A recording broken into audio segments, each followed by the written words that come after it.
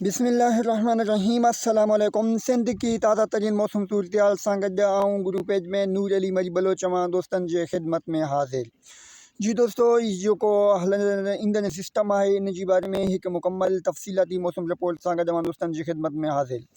छो त अॼु खां बाक़ाइदा सिस्टम जी आगाज़ थी चुको है त अॼु किथे बरसात वसंदो ऐं थरपार करे यानी थरपार करे ओभर सिंध किथे किथे बरसात जा इम्कान आहिनि ऐं गजगोड़ सां गॾु किथे हल्की किथे रिमझिम उन जी हिकु तफ़सीलाती मौसम रिपोर्ट सां गॾु अवां दोस्तनि जे ख़िदमत में हाज़िर। ऐं ॿी त सखर लाड़काना कंदकोट कशमोर जैकमाबाद जे मुख़्तलिफ़ इलाइक़नि में जेको आहे सो शदीद गर्मी जो हबिस जो माहौल आहे त फ़िलहाल घणा ॾींहं उहो जेको आहे सो हबिस ऐं गर्मी जो माहौल जारी रहंदो।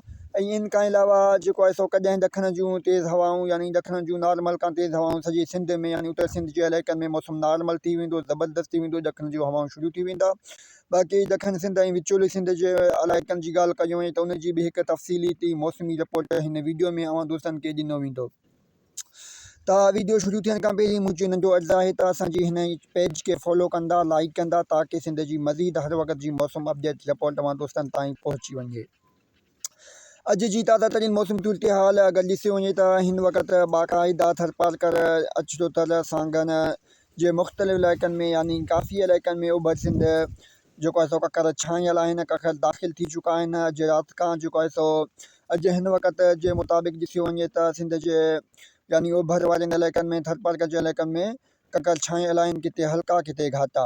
बाक़ी अगरि अॼु जे बरसातुनि जे हवाले ॻाल्हि कयूं वई त इंशा अल्लाह थरपार कर जे कुझु इलाइक़नि में यानी मुख़्तलिफ़ इलाइक़नि में गजगोड़ सां गॾु किथे रिमझिम किथे हल्की बरसाति ऐं कुझु इलाइक़ा रहिजी बि सघनि था।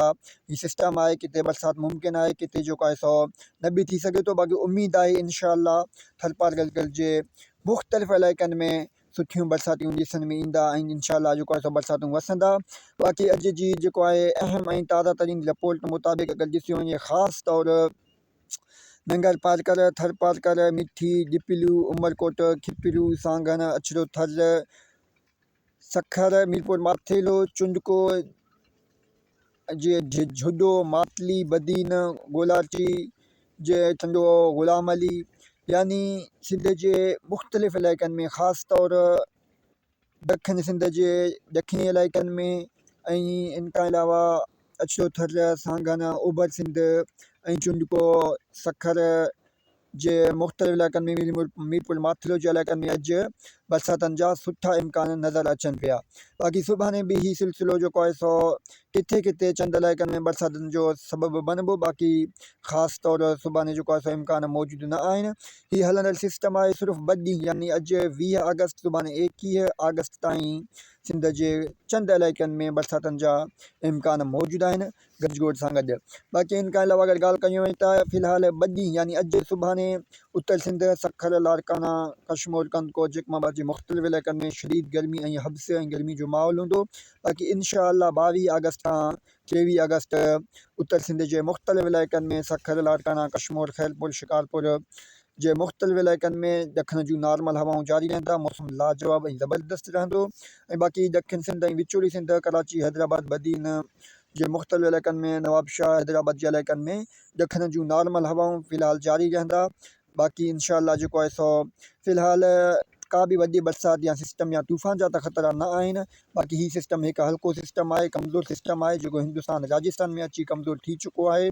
इन मां जेको आहे सो सिंध में किथे बि ख़तरनाक या शदीद या ज़ोरदार बरसाति त वसी नथा सघनि। बाक़ी इंशा अल्लाह उमेदु करे सघिजे थी त इंशा अल्लाह अॼु थरपारकर बदीन खिपरू मिठी नंगर पारकर छाछरो ढाली ऐं जेको आहे सो सांगन अछरो थर चुंडको यानी नवाबशाह खां कुझु उत्तर ओभर तरफ़ मीरपुर माथेलो सखर खैरपुर जे इलाइक़नि में बरसातुनि खे रद्द नथो करे सघिजे। बाक़ी खीतर जबलनि वारनि इलाइक़नि में बि ककर ठहण सां किथे किथे बरसाति मुमकिन आहे। ऐं वधीक इंशा अल्लाह वक़्त सां गॾो गॾु अवां दोस्तनि खे हिन पेज ते सिंध जी हर वक़्त जी मौसम अपडेट रिपोर्ट इंशा अल्लाह सां ॾींदा रहंदासीं। असांजे हिन पेज खे फॉलो कंदा, लाइक कंदा। शुक्रिया।